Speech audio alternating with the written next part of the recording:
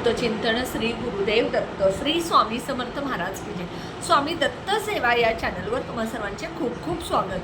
तुम्हा सर्वांचं आरोग्य उत्तमाचं राहू दे, राहिलेलं आयुष्य आरोग्यदायी जाऊ दे, तुम्हा सगळ्यांना दीर्घायुष्य मिळू दे अशी मी स्वामी चरणी प्रार्थना करते आणि माझ्या व्हिडिओला सुरुवात करते।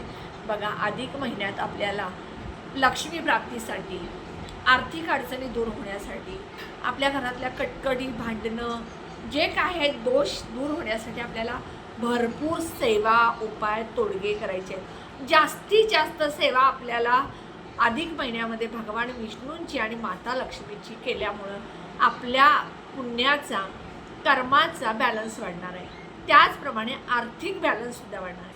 आता ह्या सगळ्या सेवा करत असताना आपल्याला आपल्या पितृंचा कधी विसर पडता कामा नये।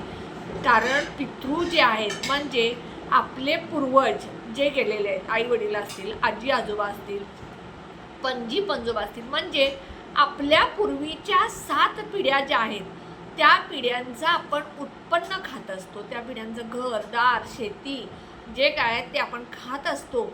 आणि ते खात असताना आपल्याला त्यांची आठवण काढून त्यांच्या सेवा, त्यांच्यासाठी फुल नाही फुलाची पाकळी आपल्याला करायची आहे ती ह्या अधिक महिन्यात। जसं आपल्याला अधिक महिन्यामध्ये देवपूजा, पारायण, सत्यनारायण, कुंकुमार्चन, विष्णू सहस्रनामावली आहे, त्यानंतर कुलदैवीची सेवा आहे। ह्या सेवेबरोबर आपल्याला दररोज 5 मिनिटं पितरांची सेवा करायची।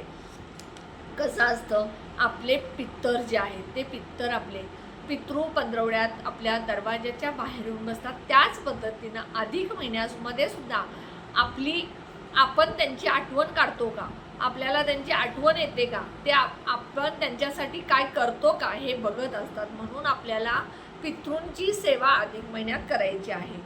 आता ह्या महिन्यात बघा, आपण गरजूंना ब्राह्मणांना दान करायचं आहे।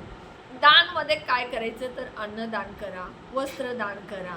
गरजू व्यक्ती आहेत बघा, फुटपाथवरच्या व्यक्ती आहेत, त्यांना उन्हाळा आहे छत्री द्या, पावसाळा येणार आहे छत्री रेनकोट दान करा।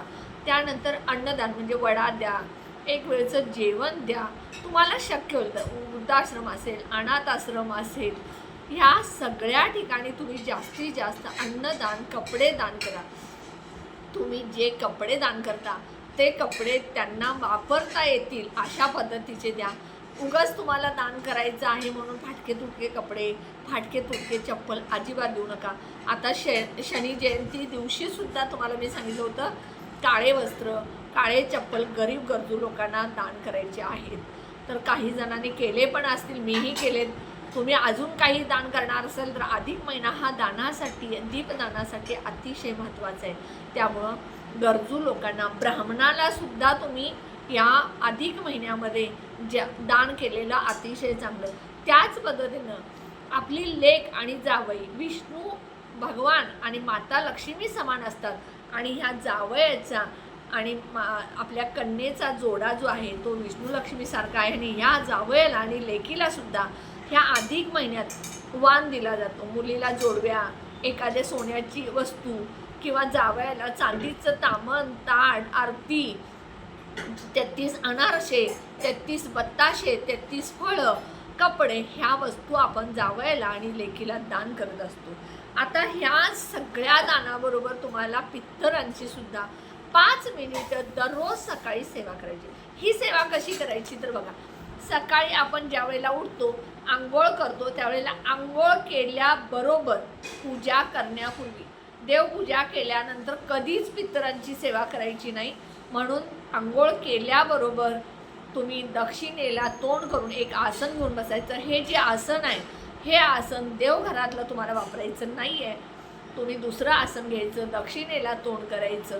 एक दिवा तुम्ही लावायचा, तो दिवा मातीचा लावा, कणकेचा लावा, त्यामध्ये मोहरीचं तेल टाका, साधं तेल टाका, काळे तीळ चिमूटभर त्यामध्ये टाका। हा दिवा दक्षिण दिशेला तोंड करून ठेवायचा आणि दक्षिणेला तोंड करून बसायचं आणि पितृस्तुती वाचायची। ही पितृस्तुती जी आहे ते नित्य सेवेच्या पुस्तकामध्ये आहे। ह्याला फक्त 5 मिनिटं लागतात आणि पितृस्तुती वाचून झाल्यानंतर तुम्ही ओम पितृदेवाय नमः 21 वेळा मंत्र म्हणा, 11 वेळा म्हणा, शक्य होईल तेवढं तुम्हाला म्हणू शकता. 21 वेळा तर म्हणाच म्हणा. 108 वेळा तुम्हाला शक्य नसेल, कारण सकाळी डबे असतात, मुलांचं आवरायचं असतं, वयस्कर माणसं असतात, ह्या सगळ्यांच्या धावपडीत तुम्हाला 5 मिनटं का असेना पण पितृंसाठी ह्या सेवा करायच्या आहेत. ओम पितृदेवताय नमः हा मंत्र म्हणायचा आहे आणि पितृस्तुती हे दररोज 5 मिनटं म्हणायचं आहे. याचं फळ तुम्हाला तुमच्या कुटुंबाला 100% मिळणार आहे. कारण पितृंचे दोष जर आपल्या कुटुंबाला लागले तर आपल्या घरामध्ये वारंवार वाद होत असतात. इलेक्ट्रिक वस्तू बिघडणं, मोडतोड होणं, घरामध्ये आर्थिक अडचणी येणं, मुलांच्या लग्नामध्ये अडथळे, व्यवसायात अडथळे, नोकरीत अडथळे, ह्या सगळ्या गोष्टी ज्या आहेत ह्या पितृदोषामुळे होत असतात. म्हणून हा संपूर्ण महिना आज तुम्ही व्हिडिओ बघितला तर तुम्ही उद्यापासून सेवा करा. ज्या वेळेला तुम्ही व्हिडिओ बघाल त्या दिवसापासून तुम्ही ही सेवा करायला सुरू करा. व्हिडिओ कसा वाटला नक्की कमेंट बॉक्समध्ये सांगा. व्हिडिओला जास्तीत जास्त शेअर करा, लाईक करा, ऑल बटनला क्लिक करा. त्यामुळे माझे छोटे छोटे उपाय सेवा तोडगे करते आणि जे कोणी माझा व्हिडिओ नवीन बघत असेल त्यांनी माझ्या व्हिडिओला सबस्क्राईब करा. श्री स्वामी समर्थ.